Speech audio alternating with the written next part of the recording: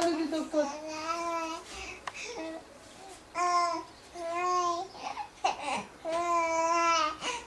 Ce a făcut mama doctorul ăla? Ce a făcut? Ce a făcut mama? A început bolarea Feti?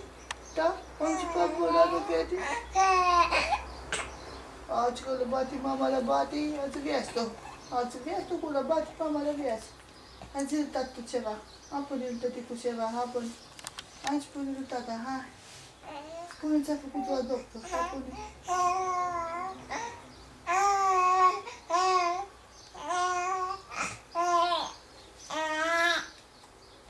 Vezi? Tăticu nu zice nimic. Ce povestește lui tăticu ce a făcut doctorul ăla? Ce le bate tăticu pe doctorul ăla, hai. Hai, mai pune ceva, hai. Hai, mai pune ceva, mama, mai pune. Mai pune.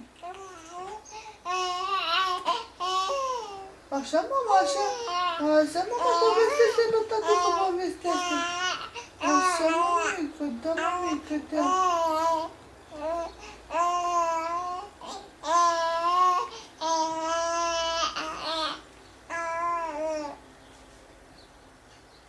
Mama lui de doctor să se bătaie, da, taticu, când le prinde, le bate în gură ca pe sărpi. Da, taticu tău, să nu mă facă el insecții la fata mea, să nu mă facă el insecții la fata mea, că le doare să fânge, să nu dormi. Da, taticu, soartă-l, taticu, soartă-l.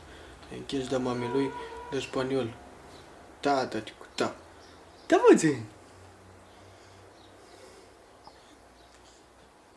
Gata? Nu mai zis nic? Fut la bot la doctorul și la pune. Hai să pun, ce-am făcut noi astăzi? Apă-ne, tăticu, ce-a făcut? Apă-ne, apă-ne. Ce-a făcut tu astăzi, ha? Zi, am fost la piață. Zi, a fost mama la piață. Și poate, tata, unde a făcut doctorul și la insecție, fata mea? A făcut aici, la bulan. Mama lui de doctor.